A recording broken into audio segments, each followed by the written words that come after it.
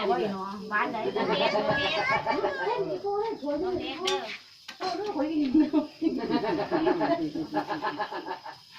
จะกินน้ำพอจะกินนอนเลยไม่พอพี่กินอะไรนี่ก่อนหัวจะเงียบสิ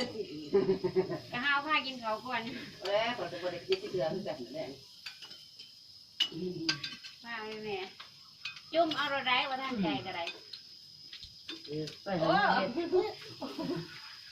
ยักษ์เอาไว้เป็นรวมหมดหรอ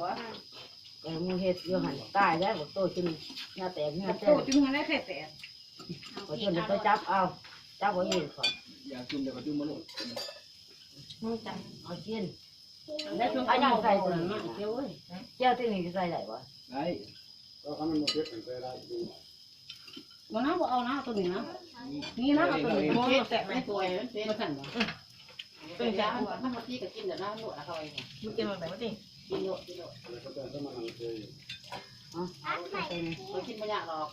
มันตอนนี้ก็จะลงบวกเราก็ใส่หมวกกระเจียวหัวกระสดลงมาว่าต้องมึงว่ามาเจียวนั่นนะจ้าเจ๊เนี่ยเจียวก็คือมันคือว่าสุกี้ฮะโอ้เงี้ยร่างหันเลยเงี้ยสมตัวคนนั้นมันไม่กินนะเจียวสุกี้ส่วนนี้เขามาเจอกระตาซักนอนนี่เว้ยลุกกินเล็บก็ได้กินเลยเขาจะได้เขาเอาใส่กินเล็บก็ได้ก็เลยว่าต้องเป็นด่าประจักษ์เรียกอะไรกินโดดถึงแล้วไข่แล้วเขาส่วนมากถ้ามาพูดมากินดิบกินดิบเสร็จแล้ว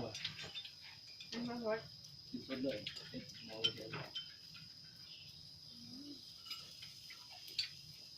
นี่คือเกามาให้หัว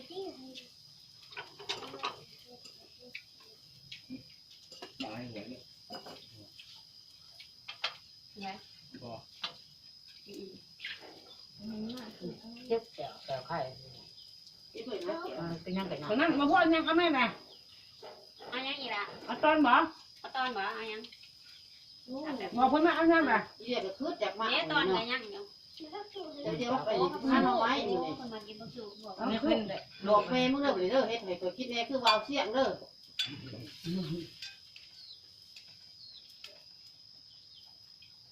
น้ำมาเติมเนี่ยนี่ก็โทษห้าไปแน่กินเนี่ยแต่พม่าคนได้ไม่ยากได้ได้กันสิว่าถ้าบ่เป็นดอกแต่เจ้าคนเด้อวงตาเส้นเนี่ยจ้องกับว่าแต่ก็มาตอนนี้บัวยังไม่ต้องปีใหม่เราได้หลายครึ่งนี่ก็ได้แล้วภาพมันเนาะแต่เดี๋ยวต้องไป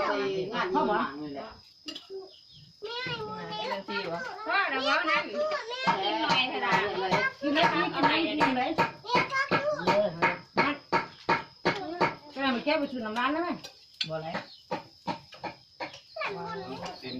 เจ้าหมักเขียนเอาเปิดอ่ะแม่กินเกี่ยวกับถั่วจะเป็นแป้งถั่วไม่แป้งนั่นนะครับหมดเอาดิคุณเอาถั่วแน่ที่ถั่วแน่มากหรอกตักเดี๋ยวไงตัวไหนเดี๋ยวก็จะตั้งแม่กับพี่นะตั้งกระโดดด้วยแป้งเลยคนกระโดดหันขีบอะไรให้กูโดดขีบเขียวขีบแม่บอกเขาอยู่ใส่ฮะแม่เขากินกันกูจุ่มหันสิบเปอร์เซ็นต์เขาค้างตัวนั้นหอมกูบอกดอกสีตัวกระสีใส่แก้วนี่ตัวนั้นเอาสิเอาบดคุณแน่นะเนาะจะตามเบิดเนาะว่ากูจะได้ยังต้องแก้วมันกูว่าพอเดี๋ยวทานแล้วว้าโอ้ยแต่ง่ายแล้วนะมันซุกแน่มันซุกแน่มันเป็นแบบนิ่มๆนะนี่ซ้ำนี่มันทำอยู่กินแน่นะเอาบวงโลกกระไรตีเป็นไฟฟ้าไฟฟ้าเขายังเอาบวงโลกได้แล้วเว้ยเทตีบวงเอาโลกบอกโตอันนี้บอกเอาโลกจะได้ร้านจนเหงื่อแตกเหงื่อตายแล้วเฮ็ดจะตายมันปวดเดี๋ยวกระทะแล้วเลยหมอกระนั่งแล้วต้องเสียไฟอย่างเลยมันปวดเดี๋ยวแท้แม่เอาหวยมาแม่ของบัวนี่ไปกินน้ำมันหน่อยนี้ถั่วจับถั่วที่กับถั่วอีเดียบหอมมันมันนวดแค่นวดเหรอวะนวดครับแล้วเขาปรุงมันเอาไปไหนปรุงน้ำซุปแม่เสร็จไม่แบบ ไปรวดเชิงกินยาสีเดียมนั่นเดียมนี่ได้เลยกินโดดไม่ยิ้มก็ว่าตั้งให้แน่นะ บอกเด้อน้ำมันบุกไล่เกลือกันสิเป็นกินเองเนาะดิเอาไปแจวไหม มีอยู่หลัง ไม่แป้งแจวเอาบ่เอาเถอะเว้ยเดี๋ยวถั่วน้ำมัน ก็นวดเลย กินจนเดียวว่าบ่ได้กินเดียว ตักแดงก่อนเจ้าสีพ่อทำจะซุกจะอะไรใช่ไหมนวดเผ็ดมากใส่ปล่อยว่าที่เอาเลยตักใส่อีกให้ไม่แป้งเอาไปกินนวดเอาไปทำงานเนาะ นี่แต่ข่อยแล้วบ่เดือดเดียว ไปมาแล้วกินอยู่โอ้ยตาย บ่มีไผ เอาบ่ตกเป็ดตัวไหนก็ไม่รู้อันนั้นบ่แป้ง